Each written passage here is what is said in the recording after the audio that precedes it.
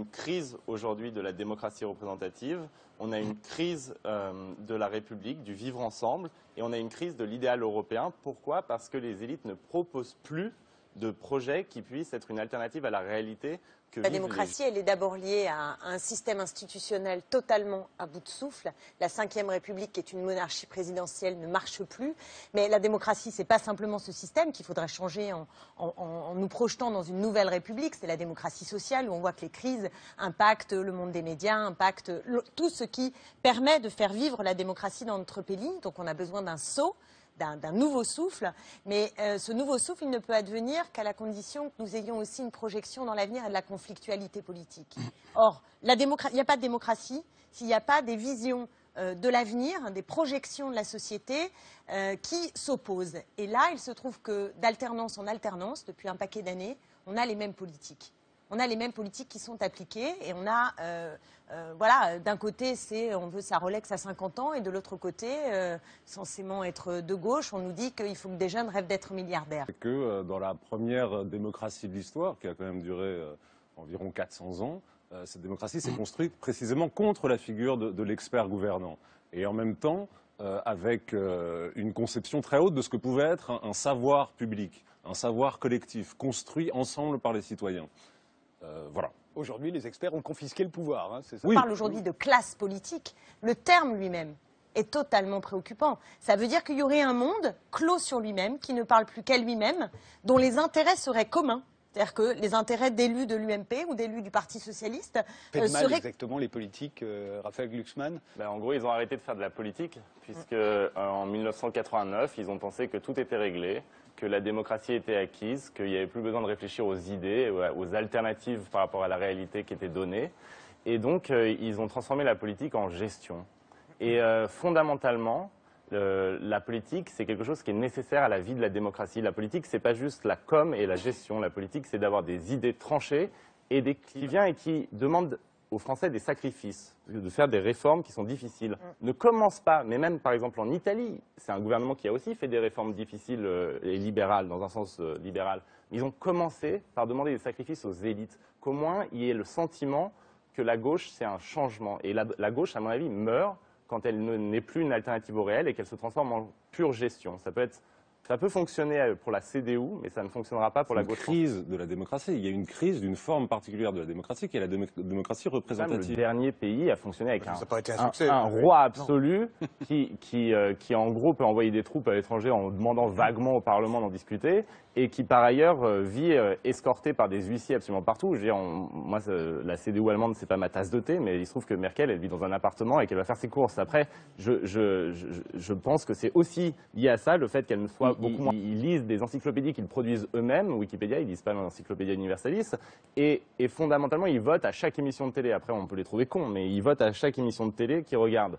Bon, leur imposer comme ça des monarques et une classe politique à ce point aristocratique, je ne sais pas si vous avez vu la photo, par exemple, des conseillers de François Hollande. Vous me l'avez demandé. Dans le Nouvel Observateur, voilà, c'était on la voit, peu de mise en elle est là. Et ben voilà, c'est impossible aujourd'hui d'être représenté par ça. Je suis désolé, ça ne fonctionnera pas. Et en plus, mais qu'est-ce que vous leur reprochez exactement? Communication, de reconnexion. Je leur reproche d'incarner l'aristocratie et en gros, tu votes une fois tous les 5 ans et ensuite, nous, on gère.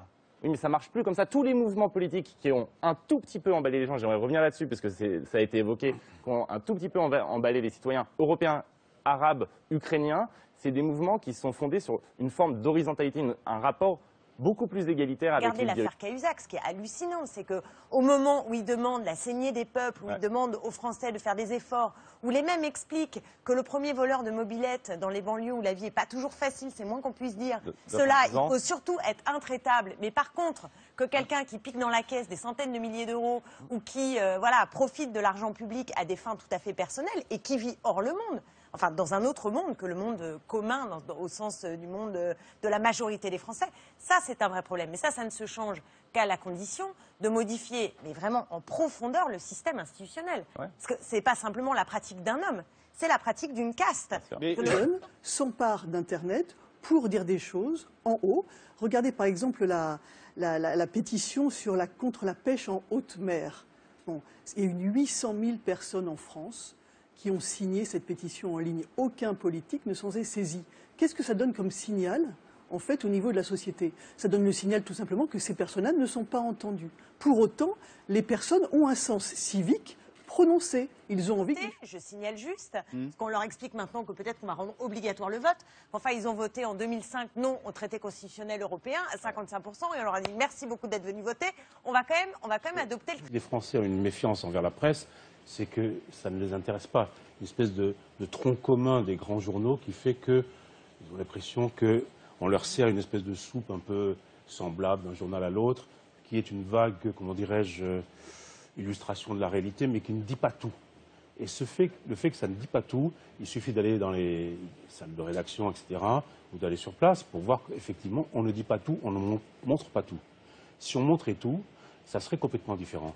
Alors, Internet, effectivement, arrive à la rescousse, et d'où la crise des journaux, et d'où la crise politique aussi. À mon avis, dans une ère vraiment différente, qui va se transformer en arène idéologique. Et malheureusement, un éditorial de Laurent Geoffrin dans le Figaro, ou une vidéo d'Alain Soral disponible à égalité. Et ça, c'est un monde, à mon avis, qui est à la fois un potentiel démocratique énorme, mais aussi un risque terrible. Vous le disiez dès le début de cette émission, un problème de représentation, il y a un problème de système politique, et ça fait assez longtemps que ça dure d'ailleurs, puisque ce que l'on dit aujourd'hui sur notre régime, on le disait déjà dans les années 70, au début des années 70, c'était le directeur du Monde d'ailleurs qui le disait à l'époque, Jacques Fauvet.